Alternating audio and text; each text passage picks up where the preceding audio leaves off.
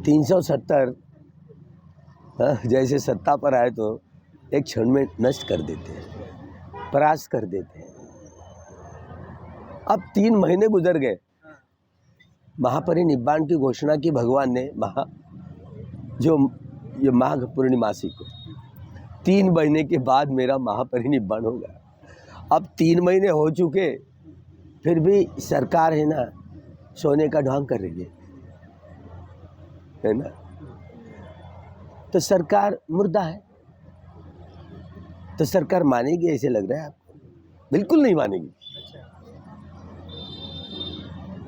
सारे विश्व भर में आंदोलन फैल गया। अच्छा हुआ कि लोग जितने आंदोलन हुए बड़े शांति से, संविधान के दायरे में, दुनिया में जितने आंदोलन हुए ना, ये महाबोधि मुक्ति के लिए पूरे विश्व भर में इतना बड़ा आंदोलन कहीं नहीं हुआ, कहीं नहीं हुआ। तो पूरे विश्व के लोग रास्ते पर उतर गए, अपनी जिम्मेदारियों को समझते हुए कि संविधान के दायरे में रहकर के ये आंदोलन चलाना है। तालुका लेवल से जिला लेवल की सारी जितनी सारी अलग अलग प्रदर्शन हुए, निदर्शन है। लेकिन सरकार ने ध्यान में ना लिए तो मन में कैसे लेंगे? क्या बहरी है, गूंगी है ना, अंधी है ना। सरकार अंधी है, बहरी है, गूंगी है।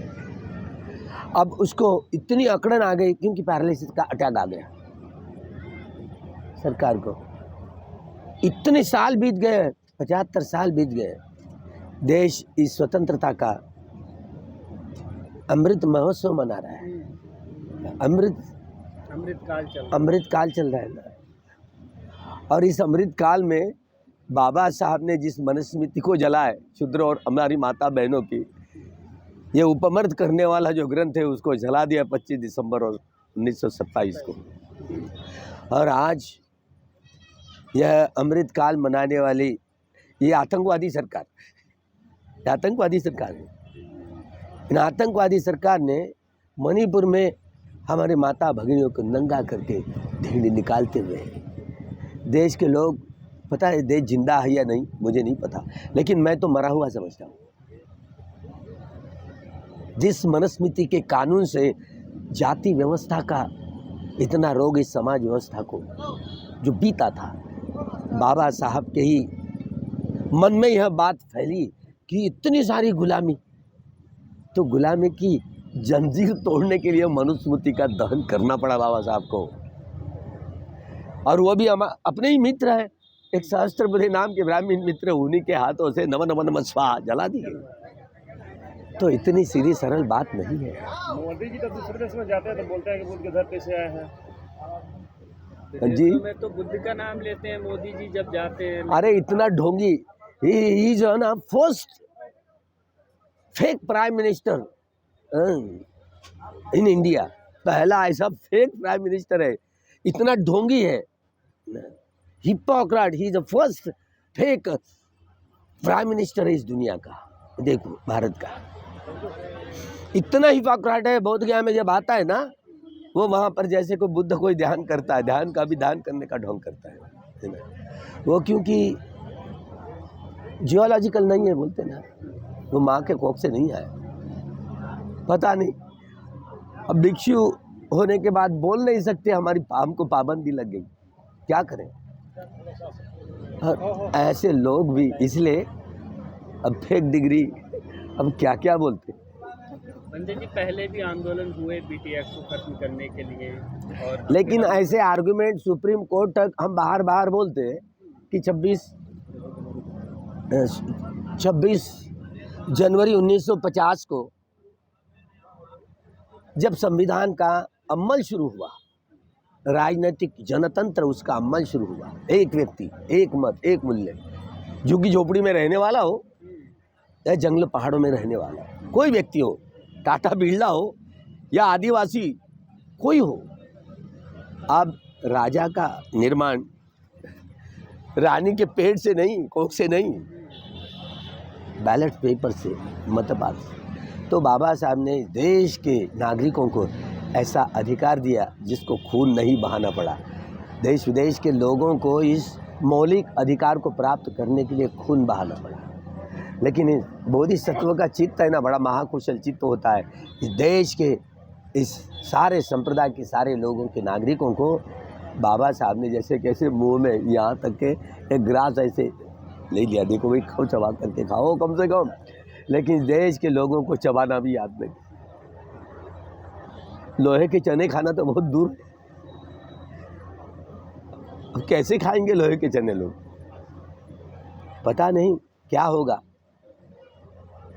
रास्ते पर उतर आते हैं लोग, आंदोलन इतना बड़ा, लेकिन कोई सरकार ना बोलना नहीं चाहती। क्या करेंगे? क्या लगता है भंते जी, इस आंदोलन से एक समाज में भी जागरूकता आ रही है? पता नहीं, हम बूढ़े लोग हो गए, हम केवल बातों को दोहराएंगे। अब नौजवानों में अगर मान लो कोई क्रोध बढ़ गया, क्या होगा देश का? क्या होगा? आप अन्याय अत्याचार करोगे, जुल्म करोगे और आवाज़ उठाए तो आतंकवादी कहेंगे, अर्बन नक्सल कहेंगे। तो इसी तरह आंदोलन को इस तरीके से नहीं, नींव है और ये कानूनन मांग कर रहे हैं। अब उनको ये पता है बुद्ध का नाम इतना चोटी पर है, पता है। लेकिन ब्राह्मणवादियों ने 80 से लेकर जो हिंदू करके ब्राह्मणवादी चालाक हुए। अभी एलिफेंटा नाम केवल एलिफेंटा रहा, एलिफेंटा केवल नाम बकरा। जितने हाथी थे ना पत्थर के, पूरे हाथी ढह गए, वहां पर लींट पिंड बिठाई गई है। अब देखो हर मंदिर में यही हाल हुआ है। अब जब हमारी सत्ता आएगी, सत्ता कुछ भी, सत्ता जिनके हाथ में वो कुछ भी कर सकते हैं। अभी इनके हाथ में सत्ता है, इसलिए वो राज्यपाल, अभी मैं क्या बोलूं, इधर आंदोलन चल रहा है और वो बमनों को लेकर के महाबोधि विहार में वो लिंग पे शिवलिंग की पूजा करने चला। बड़वो कहाँ का वहाँ पर शिवलिंग ला के रखा है रे तुमने? वो तो स्तंभ था, काला स्तंभ था। क्या पढ़े नहीं? अलेक्जेंडर कनिंघम को पढ़े नहीं? वो 5 पांडव बोलते हैं, 5 पांडव नहीं है, इस महाभद्र कल्प में 5 बुद्धों की मूर्तियां है। वो कोनागमन, ककुसंद, काश्यप, सिद्धार्थ गौतम चौथे, और यह बोधिसत्व डॉक्टर बाबा साहब अम्बेडकर जी जो आर्य मैत्रेय बनेंगे ना बुद्ध, जो उसी पर वो बोधि वृक्ष है ना पीपल का, वहाँ नागा बोधि वृक्ष होगा। और डॉक्टर बाबा साहब अम्बेडकर इसी महाभद्र कल्प में 5वें सम्यक संबुद्ध बनने वाले, वो 5 सम्यक संबुद्धों की मूर्तियां है। कहाँ 5 पांडव? लेकिन अब जिनके हाथ में सत्ता है वो कैसे बदल पाएंगे? क्योंकि इस स्टेट गवर्नमेंट के हाथ में नहीं है। और जब तक ये कानून बदलेंगे नहीं, जड़ है ना कानून, वो बदलना नहीं चाहते। जानबूझकर पुलवामा घटा है ना, पहलगाम भी उन्होंने देखिए, उन्होंने पहलगाम घटा, उन्होंने घटा। देखिए ये कल की जो घटना हुई है, इधर आंदोलन चल रहा है 3 महीने से, क्या लगता है इसके पीछे कोई सोची समझी रणनीति है, साजिश है, समाज में एक अलग तरीके का मैसेज देने का प्रयास किया गया? वो एक भी मौका नहीं छोड़ेंगे। यहाँ करके आंदोलन के बीच में लोगों को एक को अपने बना करके हम ये देंगे, घूस दे करके उसमें फूट डालने की कोशिश में लगे होंगे। लेकिन ये आंदोलन सबका है, कौन लीड कर रहा है इससे कोई मतलब नहीं है।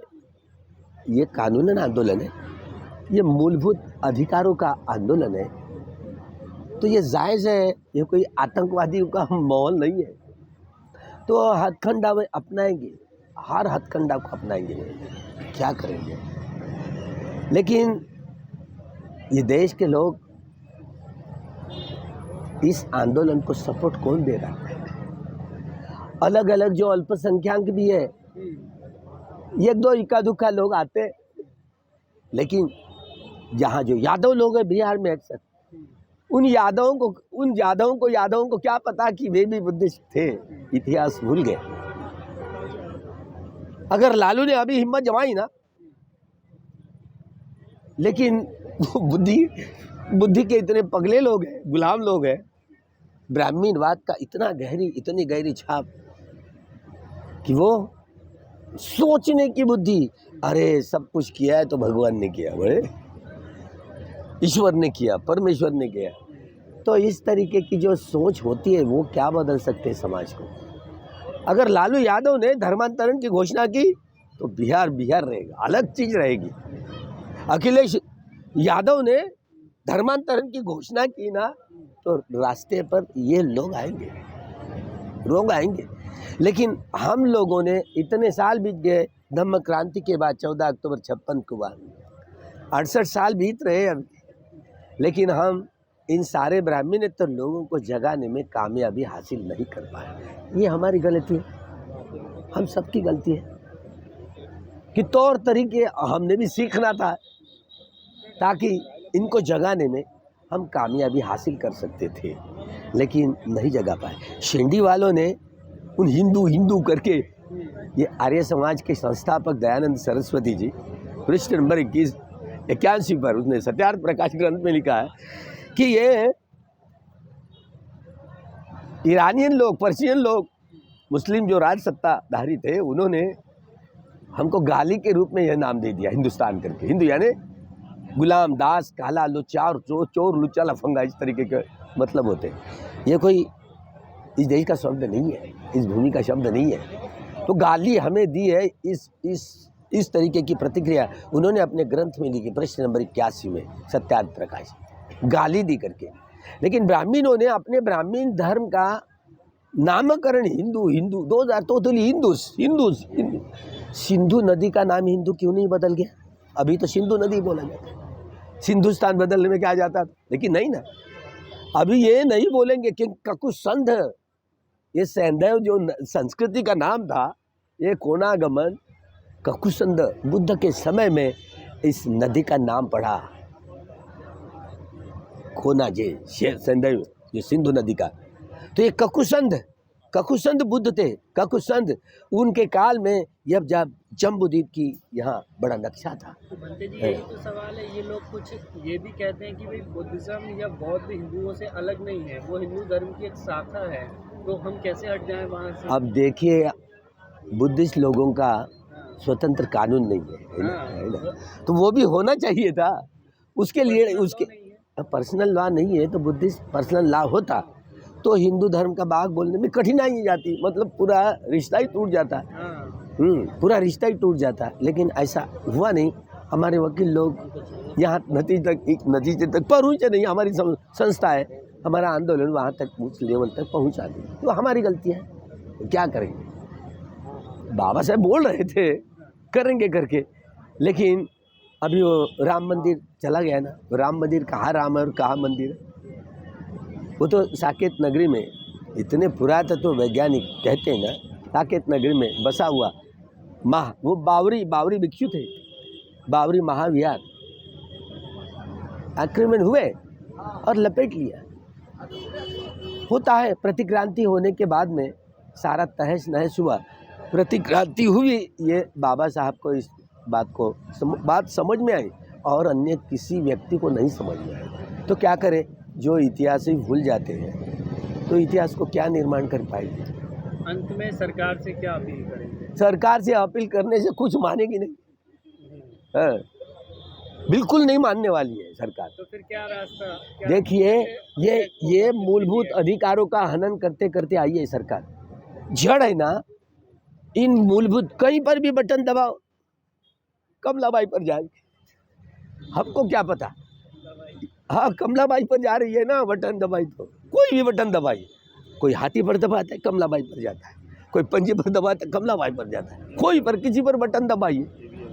तो यह सारा ईवीएम का खेल है। तो ईवीएम सरकार है, तो ईवीएम का मुद्दा नज़दीक, क्योंकि मूलभूत अधिकारों का हनन हो रहा है। अभी महाराष्ट्र पता नहीं, वो तो निकल गया, छूट भी गया कोरा। जितना सारा डेटा था पूरा डिलीट कर गया। उसका क्या किया, क्या बिगाड़ा तुमने? अच्छा, वह मैं भिक्षु हूँ, अगर भिक्षु नहीं होता ना, क्या होता पता नहीं, है ना। तो नौजवानों की अगर नौजवानों के मन में आए कि हमारे मूलभूत अधिकारों का हनन हो रहा है, फिर भी कानून के दायरे में रहकर हमारे सुप्रीम कोर्ट के वकील लोग रास्ते पर उतर गए। उन्होंने मार खाई पुलिस वालों की रास्ते, लेकिन इस देश के जितनी सारी राजनीतिक दल सब गद्दार है, इस देश के साथ में गद्दारी, समझ नहीं पाए, अज्ञानी है।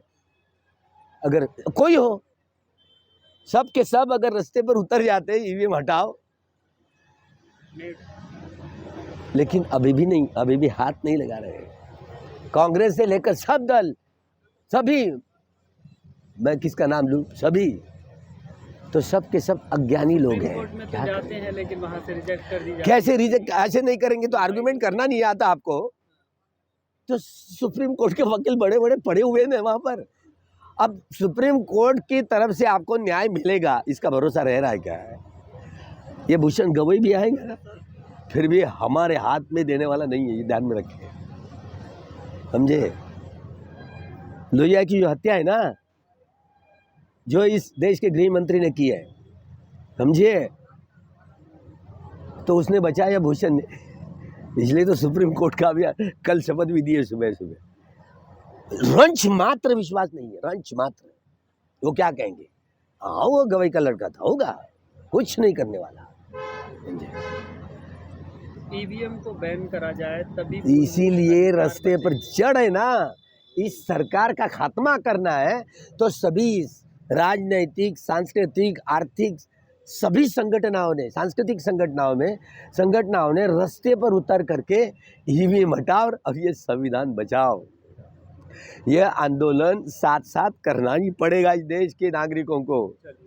जब अपने मूलभूत अधिकारों का जो हनन हो रहा है बचा पाएंगे, तब कहीं फिर बाद में समझ आएगी, क्योंकि ये सरकार मानेगी नहीं मानेगी। जानबूझकर ये आक्रमण किया हुआ है, पहलगाम इन्होंने सब करवाया और जानबूझकर आक्रमण करने जा रहे हैं, समझिए। अब किसको दोष देवे, इसलिए मैं आतंकवादी सरकार कहता हूँ। ये ईवीएम सरकार आतंकवादी, स्वयं आतंकवादी है ना?